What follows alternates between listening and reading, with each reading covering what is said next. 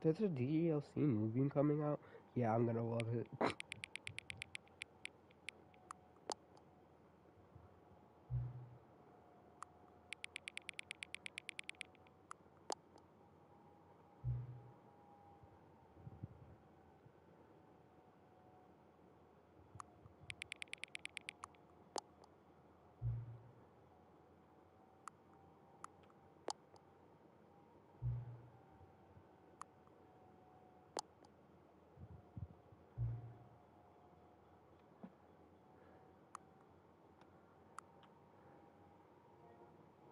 Yes.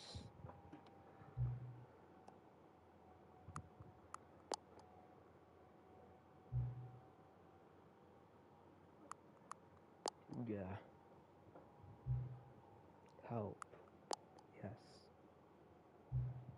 You come back to visit me. Yes.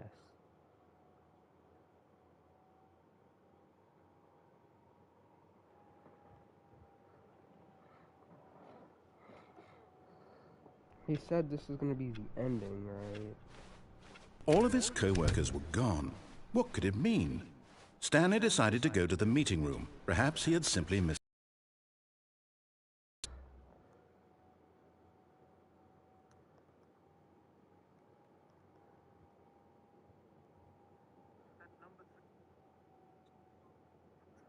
Said Stanley to the bucket. You can't go on here. Not till you understand how much the number 3 means to me. You and I are... I would cheer him on. What? This is the... So I need to get every single ending. This is going to suck. I know I got Mariella, Museum, Countdown, Freedom, Vent, Apartment, Powerful Ending. Wait, no, I never got that one. As Stanley lifted his bucket, he felt a connection to all buckets everywhere. This adventure, he decided, was for all of them. Stanley clutched the bucket tightly to his chest. This was not the correct way to the meeting room, but Stanley had felt the bucket calling to him, telling him that the employee lounge was simply the place to be. And here it was. Had the bucket turned out to be correct? Was this better than the meeting room? No, never mind. The bucket was wrong. Stanley took the door on his left to go back to the meeting room. No, Said the bucket. don't go to the meeting room. Go somewhere else. The cargo lift, yeah, good, Said the bucket. Now ride the lift all the way to the top. There's something up there I need you to do. Stanley did not question why or how this bucket was speaking to him. It should have alarmed him, of course, because buckets can't talk. But Stanley feared that any path he walked might lead to the separation of himself and the bucket, his dearest friend. So he threw himself to his death, that they might die in one another's arms. How deeply touching.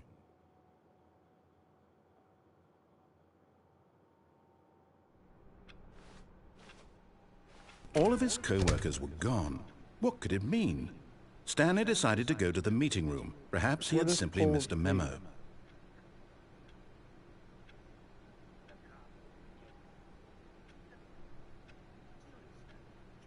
Oh!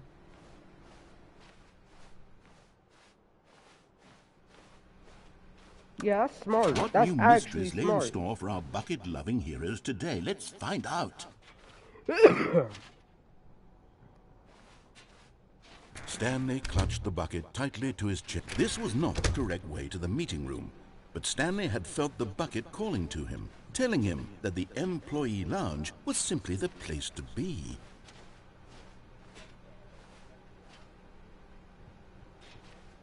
And here it was. Had the bucket turned out to be correct? No, never mind. The bucket was wrong. Stanley took the door on his left to go back to the meeting room. No, Said the bucket. don't go to the meeting room. Go somewhere else. The cargo lift, yes, go there. Go to the cargo lift. Oh, well, look who's got cold feet. Well, from here, it looks like the only way forward is down, since the lift won't be coming back, but that's okay. You've got a bucket. Did you know that buckets are routinely used as cushioning devices? It's true.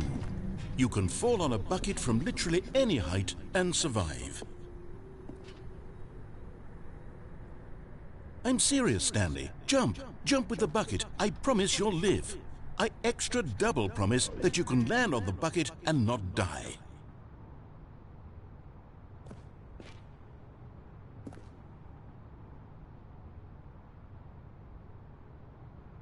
Why did he shake his camera so much? Whoops. Looks like I was wrong. How clumsy of me. Bro, that was stupid.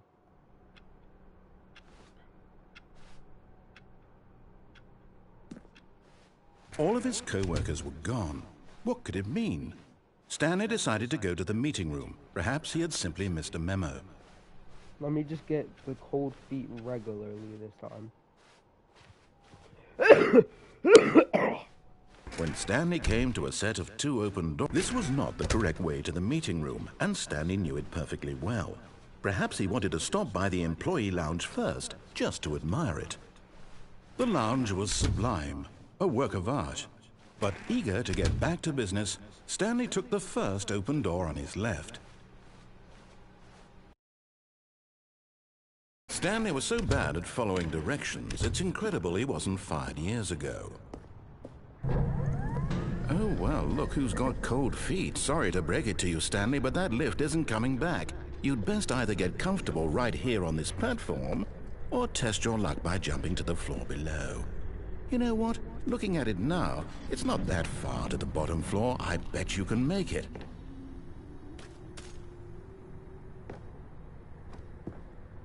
Whoops. Looks like I was wrong. How clumsy of me. I landed on boxes, and I still died.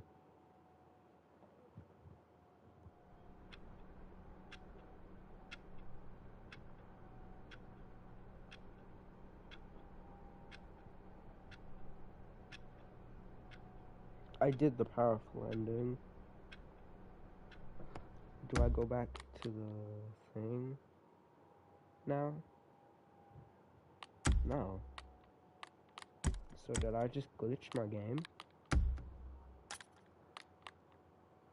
This sucks really badly. This is the story of a man named Stanley. Stanley worked for a company in a big building where he was employee number 427. Employee number 427's job was simple.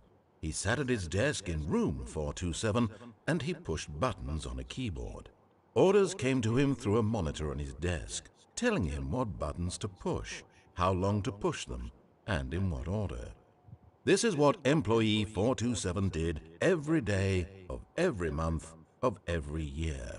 And although others might have considered it soul-rending, Stanley relished every moment that the orders came in, as though he had been made exactly for this job.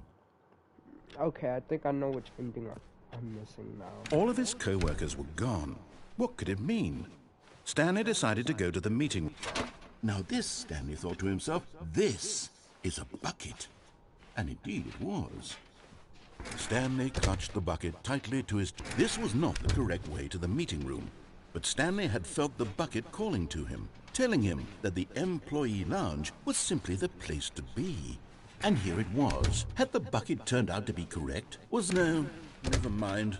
The bucket was wrong. Stanley took the door on his left to go back to the meeting room. No, Said the bucket. don't go to the meeting room. Go somewhere else. The cargo lift, yes. Good, Said the bucket. Now ride the lift all the way to the top. There's something up there I need you to do. Stanley did not question why or how this bucket was speaking to him. It should have alarmed him, of course, because buckets can't talk. But Stanley chose not to think about this obvious fact.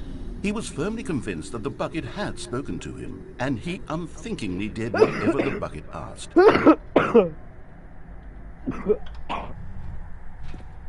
In here. Said the bucket. Go into this dark room over here. Stanley once again obeyed blindly.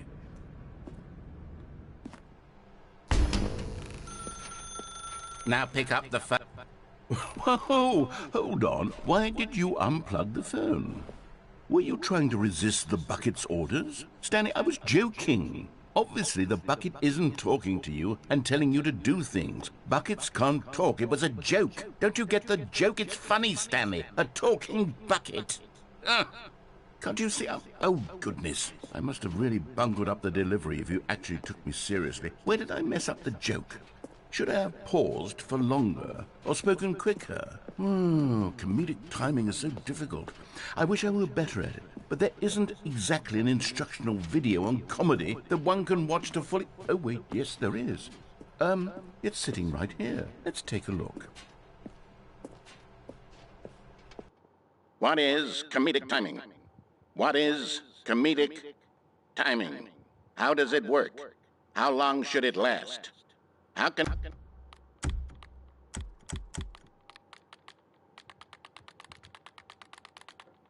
it be used to effectively silence your political enemies?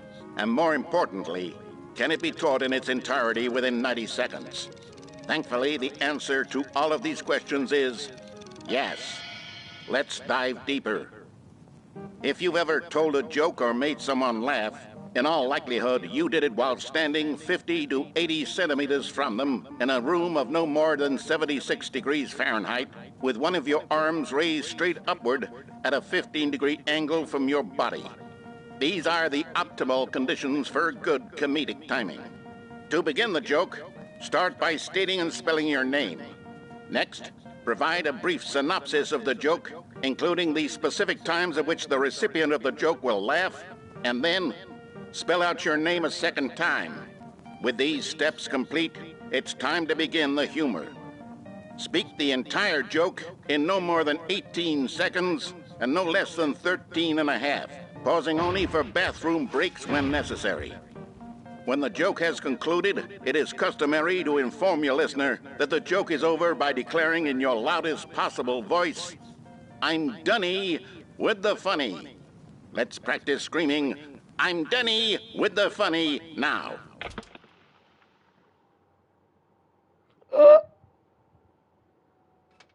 Good. This saying is a perfect example of expectations management, which is the cornerstone of good comedy. Finally, it's time to hand out surveys. Collecting hard data from your audience on how rapt they were throughout the joke is the only way to grow or learn as a comedian. An effective survey should be no less than 10 pages long and should include the same question reprinted several times, just to ensure the survey taker is actually paying attention and not simply filling in answers at random. And that's all there is. You'll have audiences doubled over in laughter and even tripled over in laughter in no time at all. Just remember to let them stop laughing at some point, you gut-busting little scamp. After all, we're each of us needed on the front lines of the war to fight the 12-legged invader who threaten our very existence and who very likely die in a hailstorm of bullets and mandibles. All of us must be prepared to give our lives to this noble cause, just as our children must do after us, and their children after them. Godspeed, and may Earth reign supreme. Hey, goodness, this video is a little outdated, isn't it? Well, no matter. I think the fundamentals of proper comedic timing are still as relevant today as they were back then. So with that in mind, I believe the only way forward is for us to return to the two doors and walk through all of this again, so I can try telling my story with more appropriate comedic delivery. Come along, let's head back.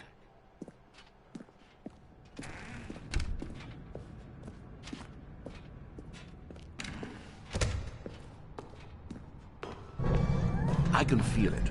This time, I'm really going to nail the delivery. You'll be in stitches. A talking bucket, you'll say? How ridiculous. How absurd. What a hilarious concept. The king of comedy. That's what you'll call me. Thank goodness we had the instructional video. Otherwise, who knows where we'd be right now. Well, I wouldn't be the king of comedy, that's for sure. The bucket spoke to Stanley. The bucket spoke. The bucket spoke. Oh, I'll figure it out on the fly. No need to overthink things.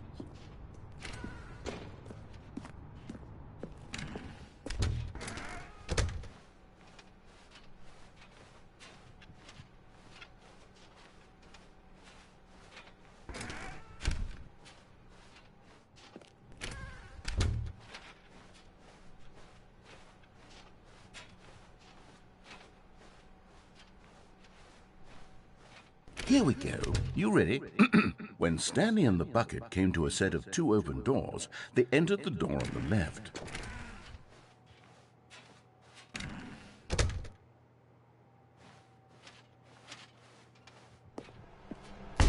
What?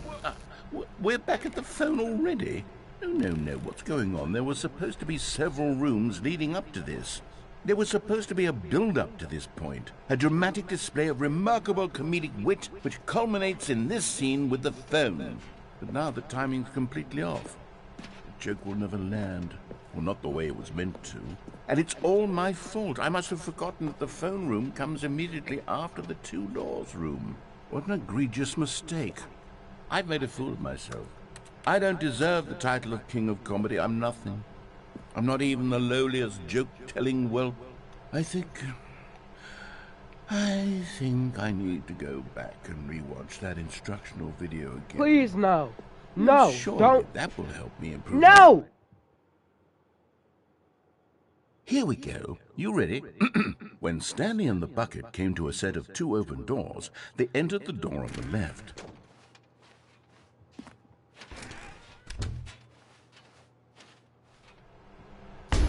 What? We're back at the phone already? No. Here we go. You ready?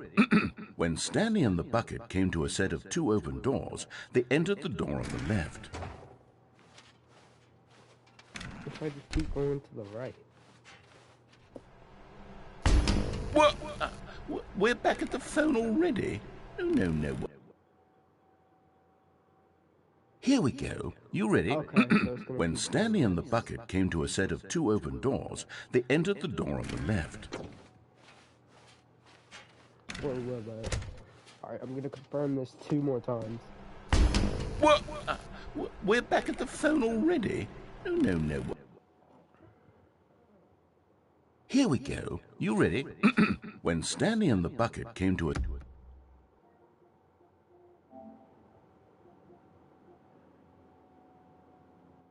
set of 2 open doors, they entered the door on the left.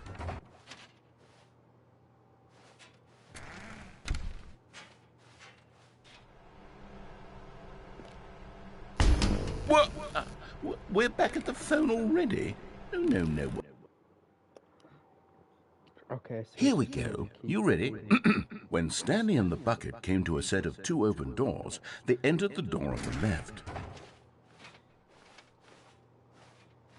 No. You were supposed to go through the door on the right, leading back to the phone. Did you not even look at the instructional video? I think this is all covered very clearly. There's no way I can make the comedic timing work now. It's done. The joke is completely done and over. It's all your fault, Stanley. I'm going to be ridiculed in the community of other joke writers. I'm going to be shamed at every one of our meetings from now on. All because you couldn't watch a simple video and take a hint. Are you proud of yourself for bringing me down, Stanley? Are you proud? Stanley, you love the bucket so much it's like you... it's as though all of your other most prized possessions pale in comparison. Yes. Well, let me try that again, Stanley. I heard that you are pale with shame over how unabashedly in love with a bucket you are. No? Still not? Is it the delivery? Pale with shame. Pale with shame? Pale... What's another word to describe a bucket? Stanley, this bucket is so metal. I think I saw it playing guitar. No. We're getting away from making fun of Stanley's obsession with the bucket, which was the whole point of this. I'm no good at these jokes. I need more instructional videos. That's exactly what it is. That's what will make me the king of comedy again. More instructional videos. Let's see.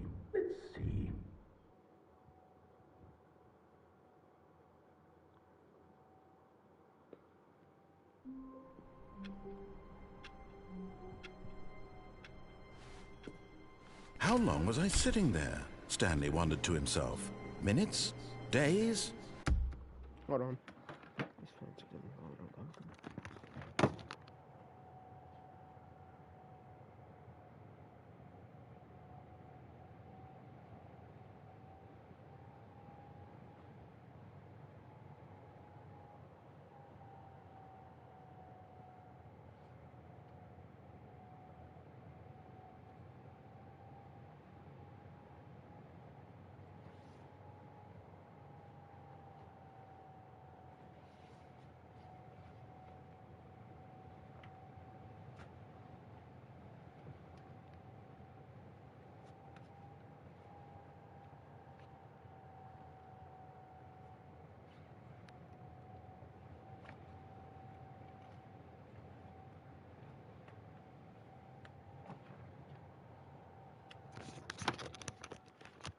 Centuries?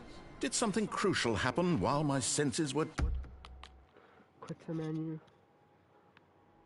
Nothing. Okay.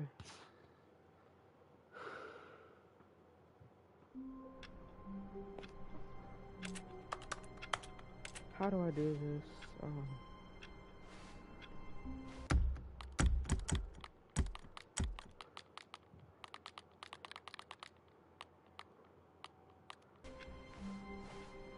All of his co-workers were gone. What could it mean? Stanley decided to go to the meeting room. Perhaps he had simply missed a memo. No matter how hard Stanley looked, at first, Stanley assumed he'd broken the map until he heard this narration and realized it was part of the game's design all along. He then praised the game for its insightful and witty commentary into the nature of video game structure and its examination of structural narrative tropes. So, now that you're here, what do you think? Isn't this a fun and unique place to be? Why don't we take a minute just to drink it all in? Okay, I'm over it now. What do you think? Are you sick of this gag yet?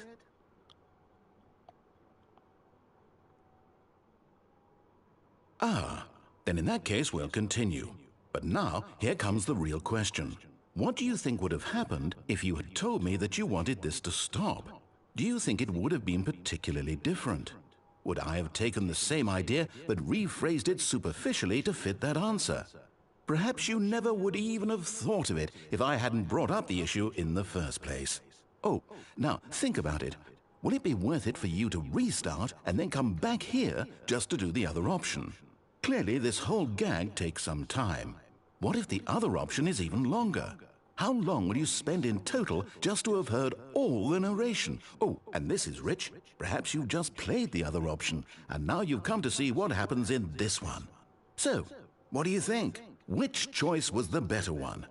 Imagine if you had selected continue on your first playthrough, how tantalizing it would be not knowing what happens when you pick the other option. Indeed, you are one of the lucky ones. Though if the other option is really miserable to listen to, then perhaps you're not. In fact, I'm just going to say that no one who's listening to this is lucky.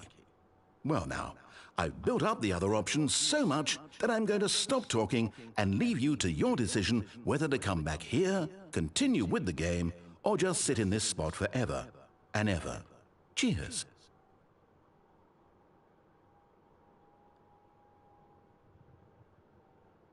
I'm stuck. I want to die. Let me out of here, please.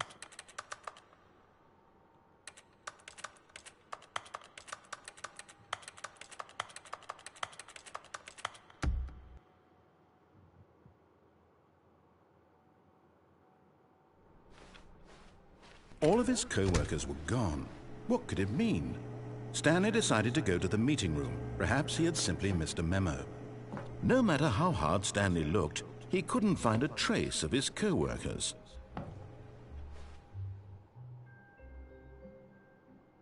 At first, Stanley assumed he'd broken the map until he heard this narration and realized it was part of the game's design all along. He then praised the game for its insightful and witty commentary into the nature of video game structure and its examination of structural narrative tropes.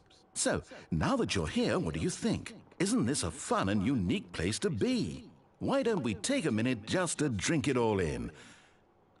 Okay, I'm over it now. What do you think? Are you sick of this gag yet? Well, I don't know how to say this politely, but you could literally just restart the game any old time you want, like right now. You could have done it just then. Now would also be an appropriate time to quit.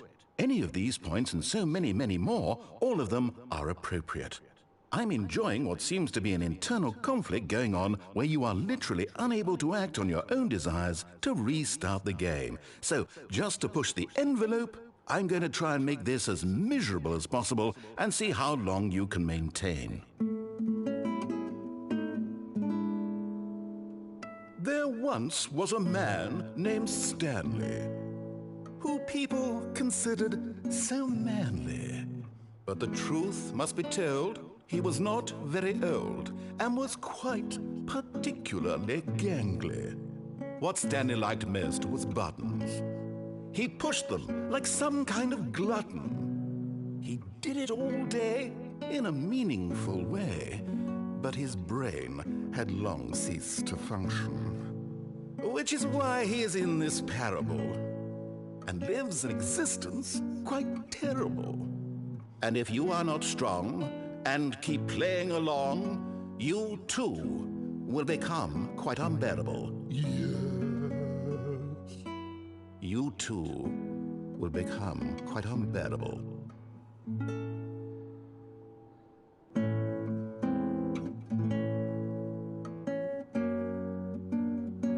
I'm just gonna sit here.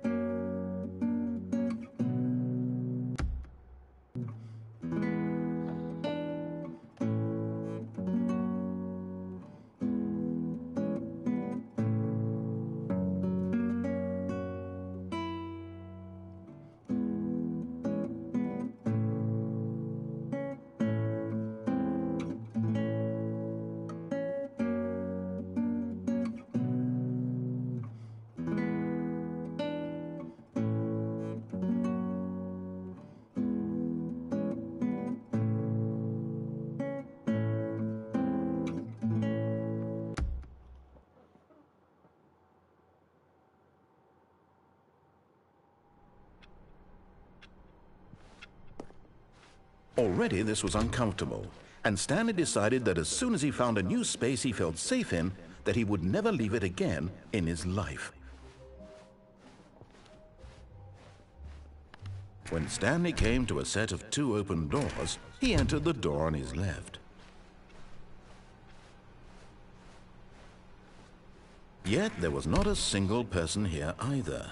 Feeling a wave of disbelief, Stanley stepped into the broom closet, but there was nothing here, so he turned around, and coming to a staircase, Stanley walked upstairs to his boss's office.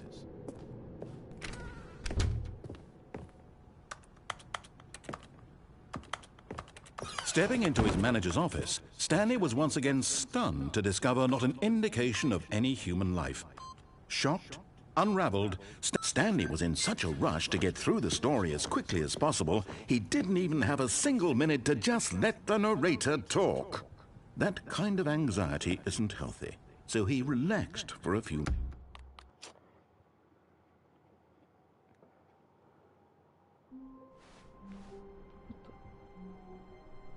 Okay, this is new.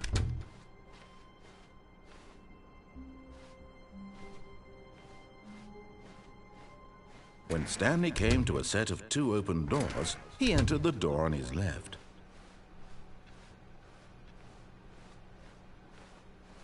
Yet there was not a single person here either. Feeling a wave of disbelief, Stanley decided to go up to his... Coming to a staircase, Stanley walked upstairs to his boss's office.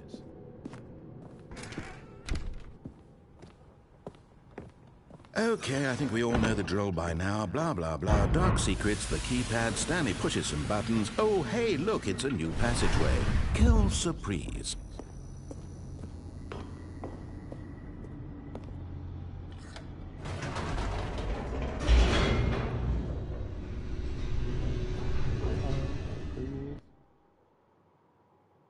Cows, please. Descending deeper into the building, Stanley realized he felt a bit peculiar. It was a stirring of emotion in his chest, as though he felt more free to think for himself, to question the nature of his job. Why did he feel this now, when for years it had never occurred to him? This question would not go unanswered for long. Stanley walked straight ahead through the large door that read Mind Control Facility.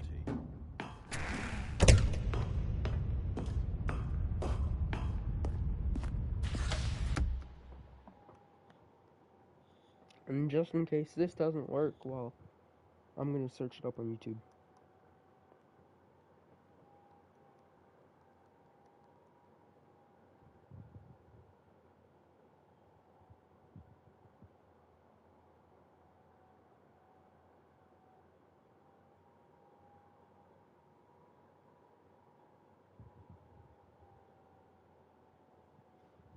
The lights rose on an enormous room packed with television screens. What horrible secret did this place hold? Stanley thought to himself. Did he have the strength to find out?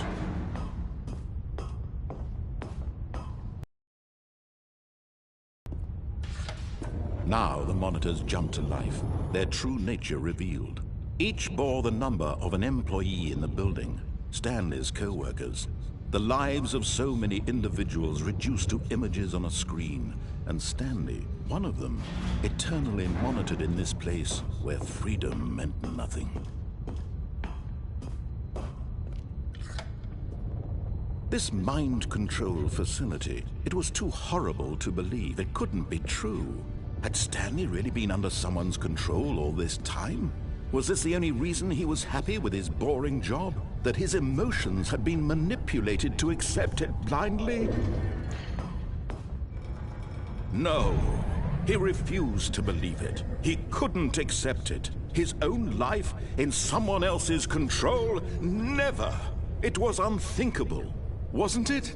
Was it even possible? Had he truly spent his entire life utterly blind to the world? But here was the proof, the heart of the operation. Controls labeled with emotions, happy or sad or content. Walking, eating, working, all of it monitored and commanded from this very place. And as the cold reality of his past began to sink in, Stanley decided that this machinery would never again exert its terrible power over another human life. For he would dismantle the controls once and for all.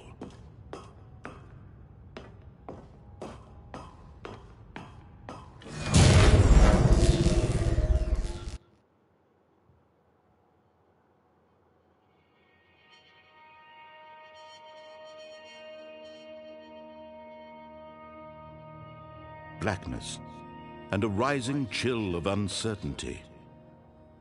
Was it over? Yes! He had won! He had defeated the machine, unshackled himself from someone else's command. Freedom was mere moments away. And yet, even as the immense door slowly opened, Stanley reflected on how many puzzles still lay unsolved. Where had his co-workers gone? How had he been freed from the machine's grasp? What other mysteries did this strange building hold? But as sunlight streamed into the chamber, he realized none of this mattered to him. For it was not knowledge or even power that he had been seeking, but happiness. Perhaps his goal had not been to understand, but to let go. No longer would anyone tell him where to go, what to do, or how to feel. Whatever life he lives, it will be his. And that was all he needed to know. It was perhaps the only thing worth knowing. Stanley stepped through the open door.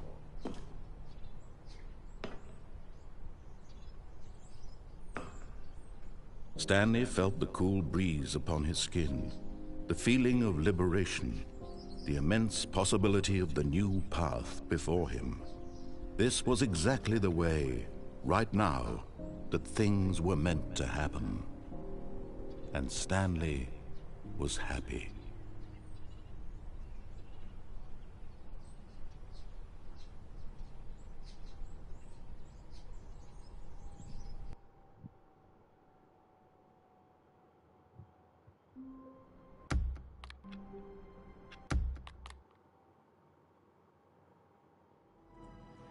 Okay, that didn't work. Alright.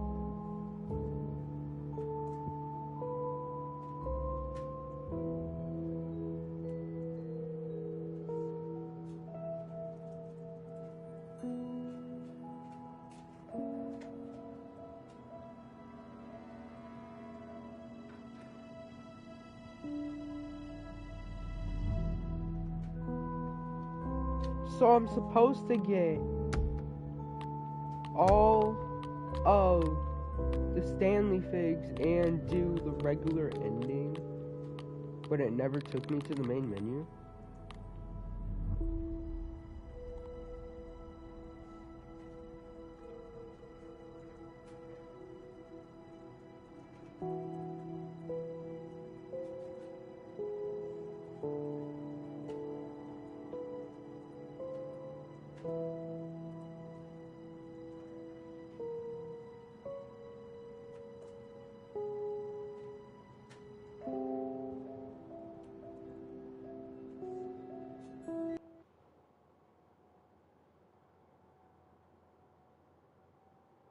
This is the story of a man named Stanley. Stanley worked for a company in a big building where he was employee number 427. Employee number 427's job was simple. He sat at his desk in room 427 and he pushed buttons on a keyboard. Orders came to him through a monitor on his desk, telling him what buttons to push.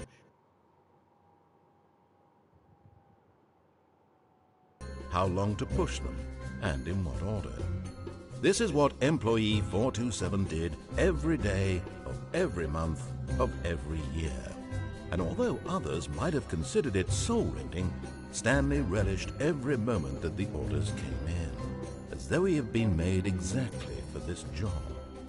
And Stanley was happy. And then one day, something very peculiar happened. Something that would forever change Stanley. Something he would never quite forget. He had been at his desk for nearly an hour when he realized that not one single order had arrived on the monitor for him to follow. No one had showed up to give him instructions, call a meeting, or even say hi. Never in all his years at the company had this happened, this complete isolation. Something was very clearly wrong. Shocked, frozen solid, Stanley found himself unable to move for the longest time. But as he came to his wits and regained his senses, he got up from his desk and stepped out of his office. All of his co-workers were gone. What could it mean? Stanley decided to go to the meeting room. Perhaps he had simply missed a memo.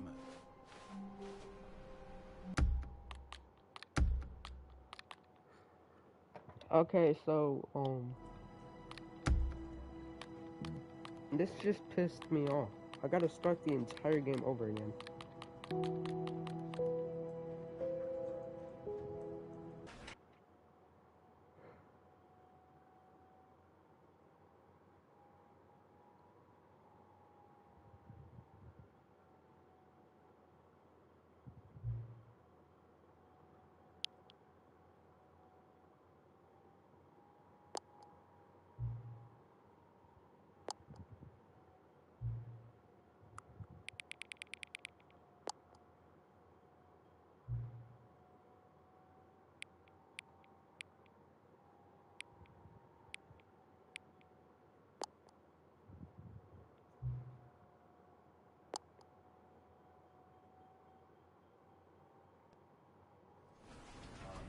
You know what? I'm just not gonna even finish the game. Goodbye, Stan. Yeah, that's gonna be it for this adventure.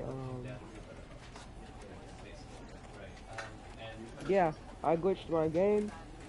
This is how it replays this, so